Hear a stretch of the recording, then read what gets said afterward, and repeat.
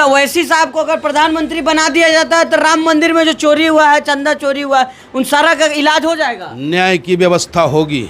नेता को देश का प्राइम मिनिस्टर बना देगा ना, 6 महीने में टकुए की तरह सीधा कर देंगे इन सारे लफड़ेबाजों को जो राम के नाम। हिंदू का पैसा हिंदू खाए, आज दूसरे को काहे ला दर्द हो रहा है। हिंदू का पैसा हिंदू खाए, यानी कि हिंदू की हत्या हिंदू करता रहे, कोई फर्क नहीं पड़ता। वक्फ बोर्ड में 2 हिंदू का होना अनिवार्य है। वैसे ही एक मुसलमान अगर वहाँ होता, जो मेरा नेता सवाल किया है, तो एनकाउंटर भी हो जाता, बुलडोजर भी चल जाता, न्याय व्यवस्था कायम रहती। वो लोग चंदा नहीं दिए, वो लोग क्यों आवाज उठा रहे? आपने चंदा दिया, रसीद दिखाऊं, चंदा दिए हैं। रसीद दिखाऊं। 500 रुपया अभी गया था दर्शन करने, तो कटा के आया हूँ चंदा में। अभी 500 रुपये का चंदा कटा के आया हूँ। निर्माण के टाइम में भी लोग आए थे, 2100 रुपये का चंदा दिया था। भैया हिसाब तो चाहिए। पावर की बात आएगी जिस दिन हिंदुस्तान की जनता हमारे देश के हमारे नेता को देश का प्राइम मिनिस्टर बना देगा ना, 6 महीने में टकुए की तरह सीधा कर देंगे इन सारे लफड़ेबाजों को जो राम के नाम पर या मंदिर के नाम पे या मस्जिद के नाम पे लोगों को बड़गलाने का काम करते हैं। तो पंडित जी, ओवैसी साहब को अगर प्रधानमंत्री बना दिया जाता है तो राम मंदिर में जो चोरी हुआ है, चंदा चोरी हुआ है, उन सारा का इलाज हो जाएगा, न्याय की व्यवस्था होगी, कानून का राज होगा, कोई किसी पे उंगली नहीं उठाएगा। हम किसी धर्म किसी जाति के विरोधी नहीं हैं। संविधान पूर्ण रूप से लागू होगा और न्याय की व्यवस्था चलेगी। लेकिन राम मंदिर में चोरी हो जाता है। योगी आदित्यनाथ खुद संत है, कहते हैं भाई मिनट में जो है फैसला हो जाता है। चोर जो है परिंदे पर नहीं मार सकते, गुंडे अपराधी उत्तर प्रदेश में घूम नहीं सकते। ये लोग कहाँ हैं? स्वार्थ लागहि करहि प्रीति। देखिए, योगी जी संत हैं, मैं मानता हूं कि वो संत हैं, लेकिन संत के साथ साथ उन्हें भी अपनी कुर्सी से मोहब्बत है। उन्हें भी अपनी कुर्सी से मोहब्बत है, तो कुर्सी के बचाव में वो तरह तरह की बयानबाजी कर रहे हैं जो न्यायोचित नहीं है। तो बुलडोजर काहे नहीं चल रहा? जो चंदा चोर है, राम मंदिर के में चोरी। अरे जैसे वक्फ बोर्ड में 2 हिंदू का होना अनिवार्य है, वैसे ही एक मुसलमान अगर वहाँ होता, जो मेरा नेता सवाल किया है, तो एनकाउंटर भी हो जाता, बुलडोजर भी चल जाता, न्याय व्यवस्था कायम रहती, सरकार का मनसा पूरा हो जाता। पंडित जी चाह रहे हैं कि जो बोर्ड बना हुआ है राम मंदिर का, उसमें मुसलमान की एंट्री हो। बिल्कुल पारदर्शिता होनी चाहिए। क्या दिक्कत है? अरे कोई पाकिस्तानी मुसलमान थोड़ी होगा उसमें। आज हमारे देश में एनडीए की सरकार बनी, हमारे देश के राष्ट्रपति जो बने थे वो मुसलमान ही थे ना, परमाणु शक्ति संपन्न जो आपको बना दिए, तो हर व्यवस्था में मुसलमान और हिंदू हो सकता है, तो वहाँ क्यों नहीं? पारदर्शिता होनी चाहिए।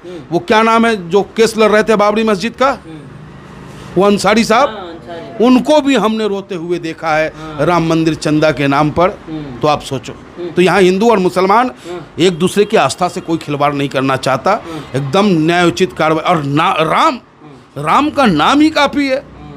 जिस राम ने वनवास से आने के बाद उन्हें पता था कि उनकी पत्नी स्वच्छ है, एक धोबी के कहने पे पुनः वनवास कर दिया। और ये जालिम लोग उंगली उठाने के बाद जो उंगली उठा रहा है उस पर ही कार्रवाई करने का काम करने की बात कर रहे हैं, और जो चोर है उसको बचाने का प्रयास कर रहे हैं। क्या चंपत राय उसका जिम्मेदार नहीं? क्या नृपेंद्र मिश्र जी जिम्मेदार नहीं है उसमें? किसने भर्ती किया? चाहे वो यादव ड्राइवर हो या उसका रिश्तेदार हो, जो भी व्यक्ति उस मंदिर में है, सेवादार है, उसको भर्ती करने की जिम्मेदारी किसकी थी? जो ट्रस्ट के अध्यक्ष है, जो ट्रस्ट के सर्वे सर्वा हैं। अरे भाई कहा जा रहा है हिंदू का पैसा हिंदू खाए, आज दूसरे को काहे ला दर्द हो रहा है? हिंदू का पैसा हिंदू खाए, यानी कि हिंदू की हत्या हिंदू करता रहे, कोई फर्क नहीं पड़ता। हिंदू की हत्या हिंदू करता रहे, कोई फर्क नहीं पड़ता। हिंदू के आत्मसम्मान से हिंदू खेलता रहे, कोई फर्क नहीं पड़ता। क्या मजाक जैसी बात आप करते हो? ये देश संविधान से चलेगा, कानून लॉ सबके लिए बराबर है। अगर यही गलती अलीगढ़ मुस्लिम विश्वविद्यालय है, उससे अगर आपको पता चल जाता कि 1000 की चोरी हुई है, बुलडोजर खड़ा मिलता, किसी मस्जिद किसी मदरसे में खाता बही में 500 की गड़बड़ी मिल जाए, बुलडोजर खड़ा मिलेगा, तो क्यों नहीं इन चोरों पे भी बुलडोजर खड़ा हुआ? ये सवाल ऑल इंडिया मजलिस इत्तेहाद मुस्लिमीन करता है। लेकिन गामा जी, आपने जो है मंच से बयान दिया, तमाम बयान वायरल हुए। आपने कहा यहूदी और यादव एक ही हैं, इस तरह के बयान आप दे रहे हैं। देखिए, आप मीडिया वाले कहीं ना कहीं तोड़ मरोड़ के जरूर पेश करते क्या हैं। तोड़ मोड़ क्या? हाँ, मैंने कहा हाँ। लेकिन मैंने कहा कि सपा के यादव से सावधान रहना। हाँ, सपा का यादव और यहूदी में कोई अंतर नहीं है।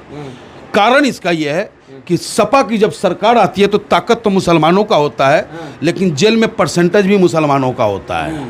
वैसे ही यहूदी मुसलमानों से पैसा तो कमाता है और ज़रूरत पड़ता है तो बम्बार्डमेंट भी उस पर करता है। इसलिए मैंने कहा कि मेरे हिंदुस्तान और उत्तर प्रदेश के मुसलमान भाइयों, सपा के यादव और यहूदी में कोई अंतर नहीं है। बच के रहना, सावधान रहना, अपना झंडा अपना डंडा, पतंग पतंग पतंग। आखिरी में क्या कुछ कहना चाहेंगे? जिस तरह ओवैसी साहब ने सख्त रुख अपनाया कि राम मंदिर में निष्पक्ष जांच होनी चाहिए, जो लोग चोरी किए उनको सामने लाना चाहिए।